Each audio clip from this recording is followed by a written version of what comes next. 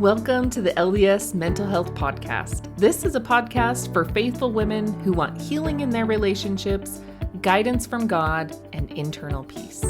Each week, you'll hear mental health concepts taught through a spiritual lens from me, a licensed clinical mental health counselor, to help you start thinking in a higher and holier way.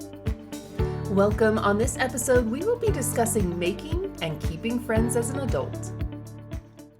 I'm so excited about the theme I'm talking about this month on the podcast. This month, I'm talking about relationships.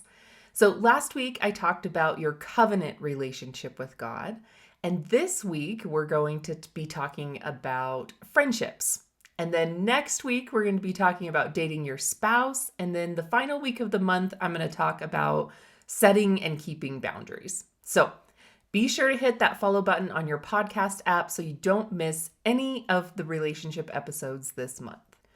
When my team and I were coming up with the topics we wanted to discuss on the podcast, friendship was definitely a must. Adult connection is so important to your mental health and can be so healing too. So when you have a feeling of this lack of belonging in your life, finding and maintaining close relationships and friendships provides you with that sense of belonging, which is actually a protective factor that helps you manage stress. That's kind of pretty amazing, right? Having a feeling of belongingness with others can help you manage stress. I love that. Also, one thing I often hear women talk about is the sense of loneliness, even though they might be around a lot of people all day long. A sense of we-ness and support often found within close friendships can actually help you cope better with whatever challenges come your way. On the other side, a lack of adequate support, which may be felt by someone lacking meaningful friendships, can create loneliness and isolation. So that's kind of another benefit of friendships, right? If you feel supported in a close friendship, you're better able to deal with the inevitable challenges that are coming your way in life anyways, right? But you know what? We are social beings who want and need close, meaningful bonds with others. Loneliness and isolation are significant risk factors for a myriad of mental health difficulties. It can be kind of this chicken or the egg kind of thing too, when you look at what the cause is for loneliness and isolation. Is it that you developed mental health difficulties and now want to isolate? Or are you isolating and not connecting with others and it's causing mental health difficulties? Whatever the cause, you can step out of the cycle by working on making and keeping friendships in your life. Now, I know it isn't easy, it's just as easy to say as that because adulthood's hard, right? I know that there are a few reasons you might find it difficult to make a genuine connection in your adult life. And I realize that you might have an abundance of obligations in your life that make it difficult to prioritize friendships. It may seem like you don't have time or the energy to make that step to find or maintain these connections. Also, you may have had hard past experiences with friendships. Maybe you've been hurt before and had a hard time making friends and felt really uncomfortable doing it. I know it isn't easy, but I do know it's worth it to make the effort. Also, I know that if you're already struggling with your mental health, it can be hard to make that step too. However, taking the difficult steps to make and keep these friendships and connections can actually help you, right? Remember I just talked about that? These connections help you manage stress, deal with the difficulties of life, and really help you with your mental health. So if you're ready to start making these connections, I'm actually going to talk about 3 things that might help you begin your journey to making and keeping friendships. The first step you can take to begin your journey to making friends is to be the one that makes the first move. I can't tell you how many times I have had conversations with women who feel so isolated and left out because they aren't invited or aren't considered when people get together. Now, I know that it's hurtful to not be invited or included when people are doing things. I'm not saying that it isn't hard. However, I'm saying you don't have to let that be the end of making friends. Just because you weren't included doesn't mean you can't be the one to make the next plans. Waiting around for life to happen to you is a painful place to be. You're putting the work in someone else's hands and hoping that they will do what you want them to do. Don't wait around for others to do that for you. Be the planner. Be the one that makes the phone call. Be the one that comes up with the plans and invites others. Make the plans yourself. Do the work you are wishing someone else would do. You know what the great thing about this is? You get to do something you would like to do. Get creative. Sit down and really think about what would be fun for you to do.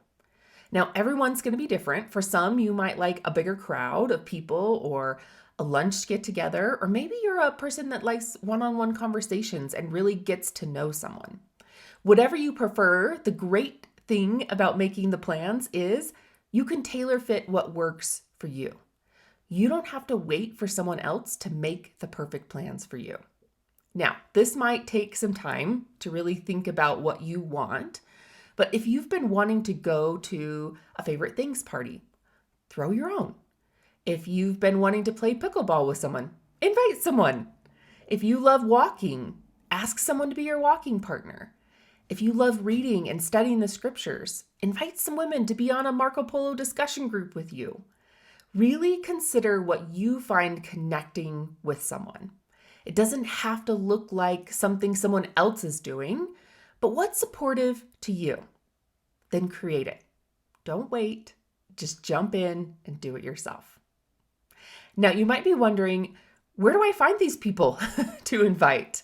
Well, get creative there too. Maybe you make a post on social media that you're looking to do one of these ideas and see who's interested.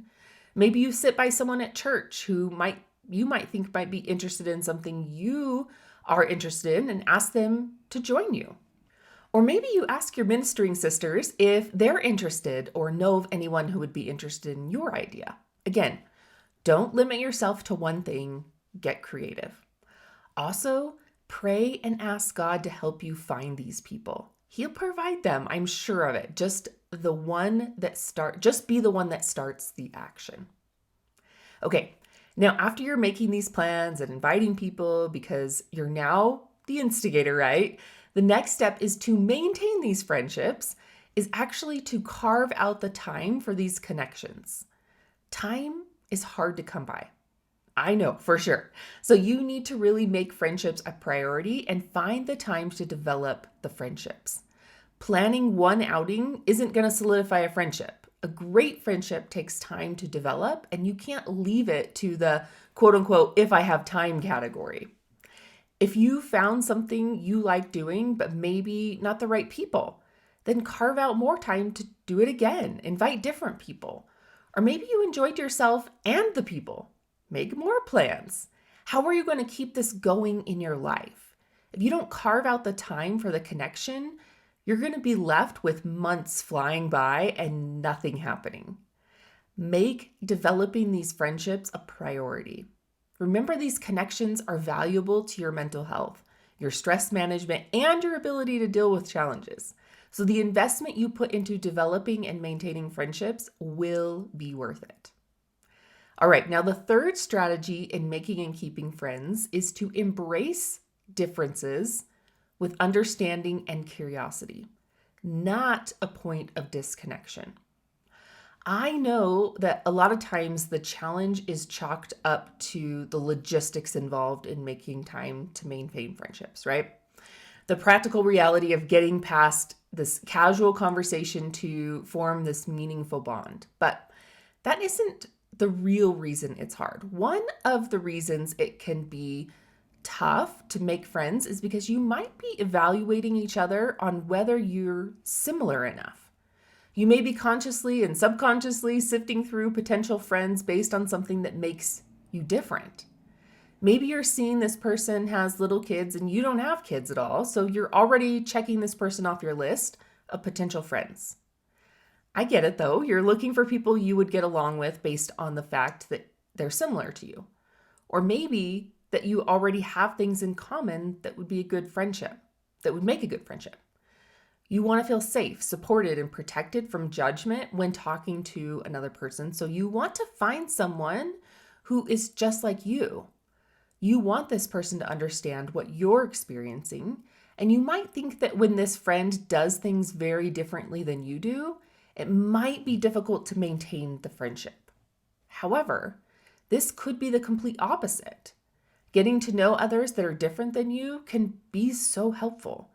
You can open your mind to others and their challenges, to different ways of life than you live and the possibilities you never thought you would be interested in. So next time you find your brain counting someone out because they're different from you, challenge that thought. Is that difference something that could actually be a connection? Is it something that you could get curious about and begin a conversation with? Making and keeping friendships is definitely work. It takes creativity and an open mind. However, the results you get are worth the effort. All right, I hope this discussion was helpful and you start making those plans yourself, you carving out the time, and you keep an open mind when you make these connections. I would love to hear how you're doing at this though. If you felt inspired during this episode, reach out to me on social media and tell me what you're doing to make and keep friends. Also, if you know someone who might benefit from this episode, send it to them. All right, next week we're going to be talking about dating your spouse. See you next week. Thank you for listening to the LDS Mental Health Podcast. I hope you were able to find ways of healing, guidance, and peace. If you liked this episode, please share it with a friend who would love to start thinking in a higher and holier way as well. Or hit that follow button so you don't miss out on any episodes. Also, check out the links in my show notes for other episodes you might like and links for other mental health resources on my website.